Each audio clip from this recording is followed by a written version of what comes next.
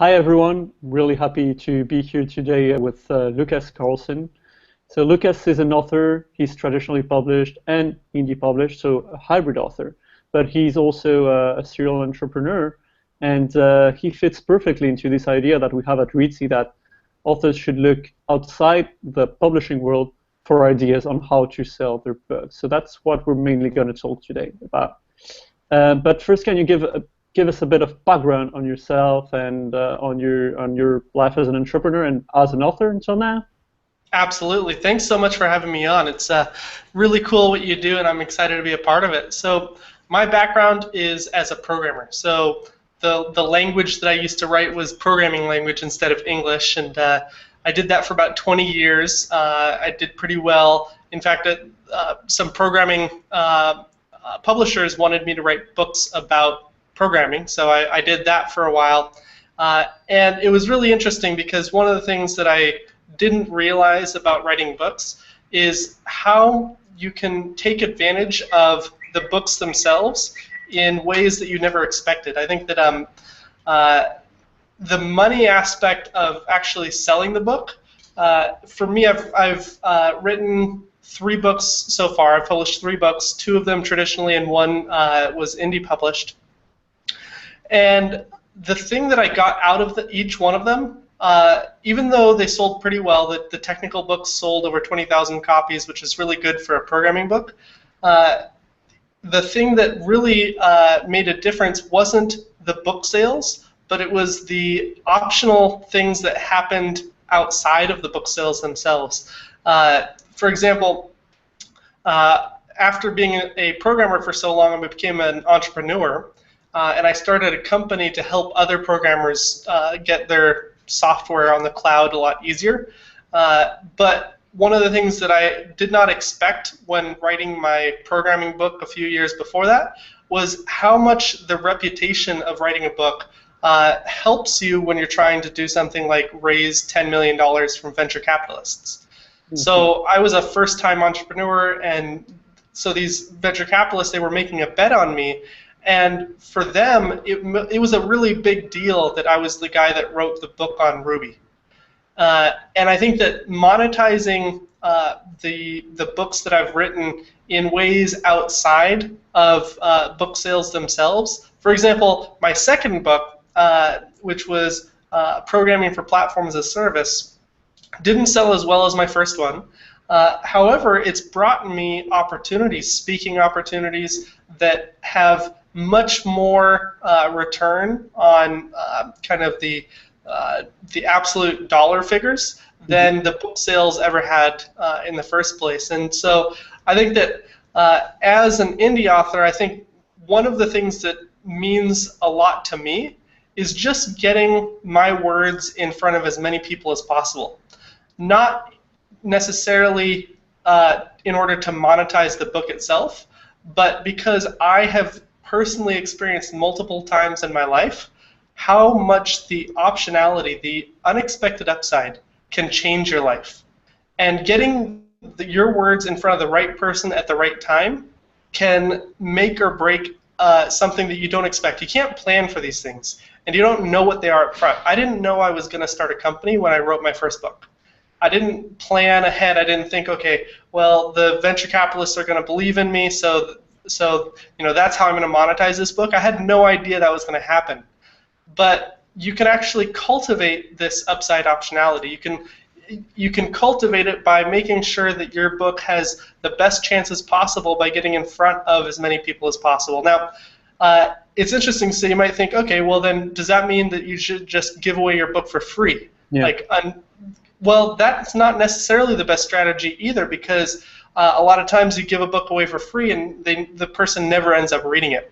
So if you can get them to actually pay something, your chances of them actually reading it and listening to your words and understanding what they mean and having that move them to make a choice to include you in something you didn't expect goes up a lot. So there's a balance between you know, what you're aiming for is finding those unexpected optional upsides but you have to have people actually read the book to get there. So my latest book is Finding Success and Failure. It's an entrepreneurial book that I indie published, but I wanted to make sure that it looked and felt just like a traditionally published book. Yeah. I talk to my friends, and a lot of them aren't aware of indie publishing at all. And I tell them that I'm going to indie publish, self-publish, and they say, "Oh, I've had a friend do that." And I picked up a copy of their book as a favor, and I started reading it, and it was full of typos, and it was just a horrible book. And it's like, that's what people are afraid of when you say self-publish. So if you can break that by making sure that the grammar is perfect, the spelling, there are no spelling errors, that the book cover looks really professional, then the questions go away. People stop even wondering if it's a traditional or self-published book. That if it looks and feels in every sense like a traditional published book, it'll do just as much good as having a traditional published book. So I rambled on, but you can ask any questions to dig into that more further. No, that's perfect. Thank you. So to get back to the professionalism part of it, so you've worked with a team of editors and designers to ensure that standard of quality, right? Absolutely. The way I approached it was I thought about it as kind of the inverse of traditional publishing. With traditional publishing, so actually one of the things I did with my book, my nonfiction book, is I went with a new service that Tucker Max is doing called Book in a Box, and they helped me not only with putting the cover design together and the interior layout, but they also helped me draft the first draft. I took it from the first draft, I made it my voice, but they created the first draft out of interviews with me. So a lot of this process, I actually really thought about it as the kind of flip-flop of a traditional publisher, because a traditional publisher will make you do all the work, and they give you a small payment, and they take most of the royalties. Now, if you switch that, and instead of you taking an upfront payment, if you think of it like you are going to pay an upfront payment, so to your editors, to your book cover designer, to your interior layout. Interior layout is so important. That's one you definitely cannot skip on. It's one of those details that just like when you see the chapter headings, when you have a book, that little detail kind of signals whether this is a actual quality book or not. And so you take what used to be your first your advance, and you give it to this team of people who are going to make your book look professional. They do a lot of the work for you instead of you doing a lot of the work, and then you get 8 to 10 times the royalties. So you only need to spend, or you only need to have 8 to 10 times fewer books sold to make the same amount of money that if you were going with a traditional publisher, which is just mind-blowing, because then you're still doing the same amount of marketing, whether you're traditional publishing or self-publishing. You're still, the onus is on you to do all the book marketing. Exactly. I think that's something that has changed. Big time. Yeah. And because publishers, what they used to do basically is B2B marketing to bookstores. Mainly Right. because that was the only distribution channel, and putting books into bookstores and securing them a place there, and maybe on a couple of big publications was enough at that time. And so now obviously they're trying to change, but they're not as powerful in digital marketing as smaller players like indie authors. So what do you do as an indie author in terms of digital marketing? Yeah, so it's funny because the onus is on you, whether it's traditional published or self-published. The difference, though, is that if you are self-published, you are getting 8 times more money every time you sell a book, because your royalty rates are just insanely different than if you were traditionally published. So you're much more incentivized. Not only are you incentivized, but that actually gives you more flexibility. Flexibility because you are the decision maker behind your marketing choices. You don't have to ask permission if you want to run a free promo, if you want to do a giveaway, if you want to, whatever you want to do with marketing, you no longer are asking permission of your publisher.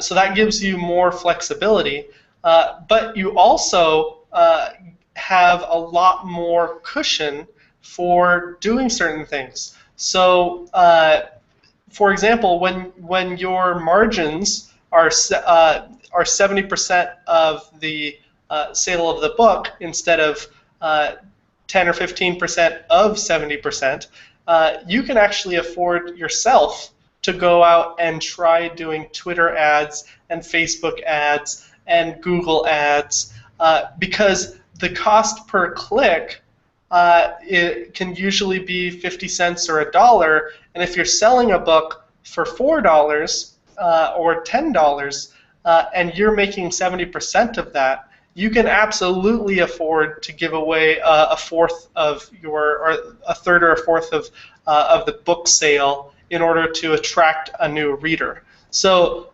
that was not possible when you're traditionally published. You don't have enough cushion, you don't have enough margin, so you depend on your publisher to do kind of the advertising for you, but they're not going to, because they don't think that way. So you're kind of stuck between a rock and a hard place. You don't have the margin to do it yourself, and the publisher isn't going to do it for you. So it's so you get a lot more flexibility. You can do a lot more. You not only do you have more flexibility, but you have more choices of how you can market the book. Definitely. And have you tried yourself Facebook ads, Twitter ads, and Google ads, and which kind of ads are more effective to sell your fiction books? Yeah, I have tried those things, and it's really interesting because you know, before Facebook and Twitter, when you had Google, people were searching for search terms, and that was you didn't know what kind of person was searching. If you haven't tried advertising with Twitter and Facebook, I highly suggest you give it a try, because what you can do there is you can, like, my book is Finding Success and Failure. It is about entrepreneurial success, and it's for people that want to start businesses. It's for people who have started businesses. And so I get into the mind of those kind of people. Well, usually those people like to watch Shark Tank. Well, it doesn't matter if you're on Twitter or Facebook. You can actually target Shark Tank viewers. Yeah. So people that either follow Shark Tank on the Twitter handle or who like Shark Tank on Facebook, who have talked about Shark Tank, you can target just those people. You can target Mark Cuban followers. You can target. You can be very, very specific about the kinds of people you're after, and you build up a profile based on their likes and their followers. So you can be very specific and targeted to an audience that you know is predisposed to your kind of book. This works better for nonfiction than fiction, and I'm actually just finishing up my first novel. So I'm not going to do Twitter ads and Facebook ads for my novel, because it just doesn't make sense. Like with nonfiction, there's a value proposition that I can give to people. I'll teach you how to do how to build your business better. I'll teach you how to avoid failure. Those things have kind of a quantifiable value, and so you can translate that into an advertisement. In a fiction novel, it's about entertainment. The entertainment is the value proposition, and advertisements don't really work great in that form. Especially, it's hard to target that kind of advertisement. I might play with it just to see, like, target Dan Brown readers, for example, which you can do easily. and see what happens. But I think that it's going to be harder to get those readers over the line. Amazon themselves has a marketing program where you can actually pay for your book to show up on other books' pages. And so that's something I've been toying with as well. And all of this is something that is a lot easier for me to play with because the margins are such better for a self-published author. Yeah, no, of course. No, that makes sense, and I like your point on the margins, because I think a lot of indie authors are afraid to spend money on marketing because they see it as pure cost, and they don't see it as potential ROI, basically. Yeah, and that really goes back to how you think about what your return is, how you measure your return. Because if you measure it just in book sales, like if you're lucky, you might break even. But if you measure it in different ways, so you can like think bigger and think of it as now you have a reader who will buy other books from you in the future. What's the cost, the lifetime cost, and the lifetime revenue that you're going to get from that reader? So if it costs me $10 to get a reader, and my book only sells for $4, you might think, okay, well, that's not profitable. Well, that may not be profitable for one book, but now if I've captured a lifetime reader, and if I'm going to publish more and more books, and if they're going to buy those books, what's the lifetime value? That's a very startup-y way of thinking about recurring revenue software businesses, but it can totally be applied to an author who publishes regularly 2 books a year. You can think of that like a subscription for your true fans, and even bigger than that, if you think that that having true fans is what you're after, then you can afford to pay even more than a profit, the individual profit from one book. But if you think that you can find speaking opportunities, or you can further your career, or you can get raises, if you can monetize your book in ways completely outside of your readership themselves, then your return, part of the return on investment, is very, very high. And so now you are not advertising to sell the book. Now you are advertising to grow awareness of your brand, yourself, in the world. You're increasing the opportunities around you. You're bringing new opportunities, and you don't know what those are going to be. That's the big thing, and a lot of people are scared of that.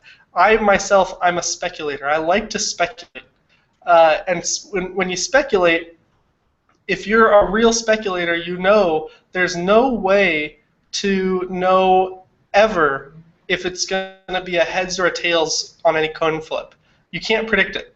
Those people that like stand on the sidewalk and they say, the stock market's going to crash in 2015, first quarter, March, it's going to be over with. Nobody can predict the future. There's too many variables. And a real speculator, somebody that really knows what speculation is, knows that there's no way to predict. And they embrace that. When you embrace that there's no way to predict, and that that's okay, that you are going into the unknown. And this is just part of the unknown, is that you don't know, and you're going to accept that, and you're still going to do it anyway because you believe that there is going to be something that happens, something bigger that's completely unpredictable, that is going to change your life for the better, that's going to 10x your life, your personal life, that you didn't predict, you couldn't have known. If you have that faith, then you do everything possible to spread the word of your book.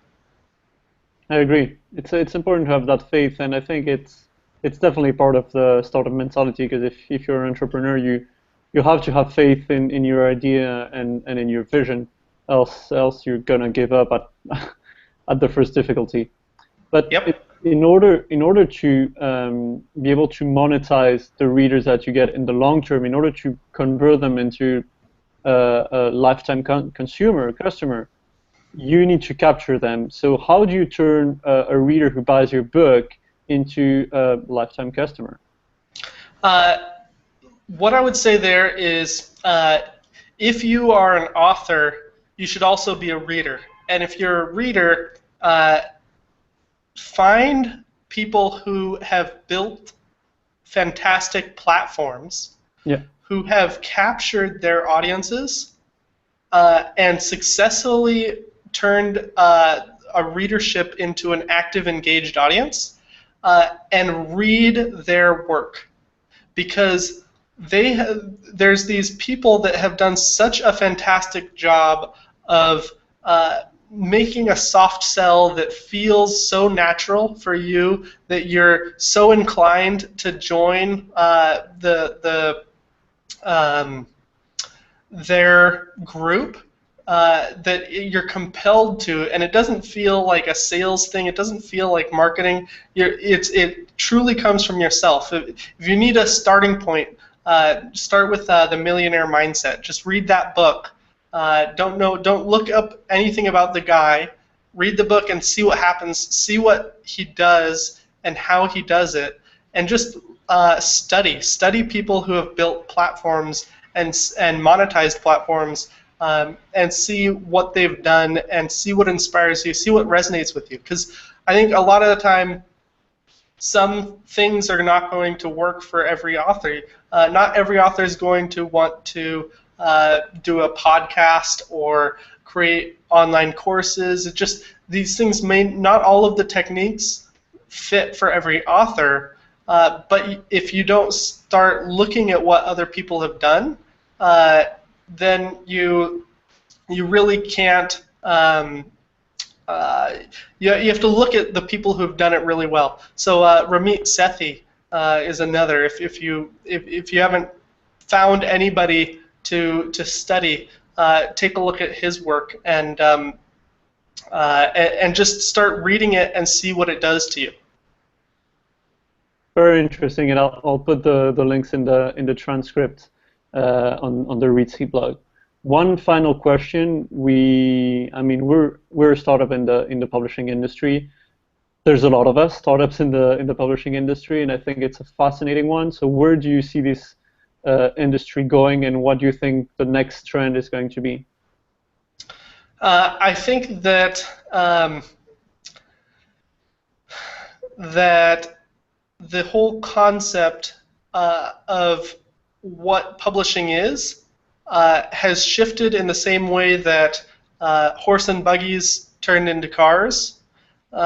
It's a break.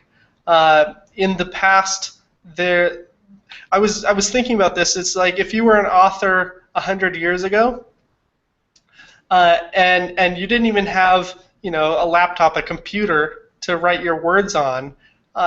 You literally would need to physically write down, or use a typewriter, your manuscript, and there would be no possible way for you to publish that.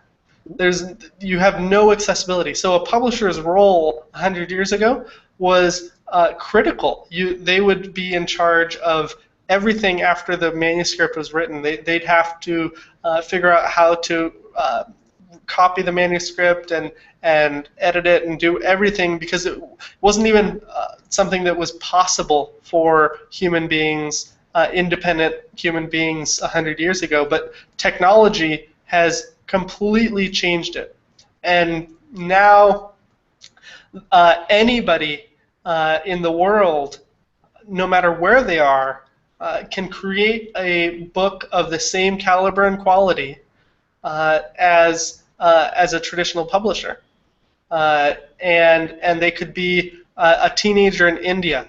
They could be a small child in China, and still be able to not only reproduce the quality, but they wouldn't have, with things like CreateSpace, you don't have to own the books, you don't have to hold inventory, shipping is all done for you, everything, top soup to nuts is accessible to every single human being out there, and that has completely changed the landscape of publishing, but publishers are not embracing that.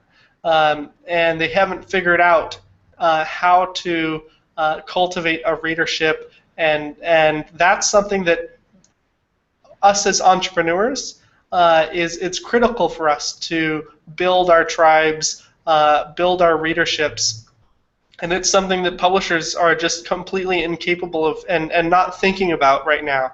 And so I think that we're going to see that trend, more and more people creating better and better books, and needing publishers less and less. Agreed. Maybe one rule left for publishers is in the curation element, because this idea that anyone can be an author poses the problem that anyone can be an author. Yep. So I think that leaves place for certain actors in the curation and in the building of real imprints that have a meaning, where authors keep coming back, and that's a little bit what we've got in mind for Readseed. Well, thank you so much for being with us today, Lucas. Thanks. Yeah, thanks for having me. For your mindset, and I encourage all authors to adopt that startup mindset. Thank you. Thank you.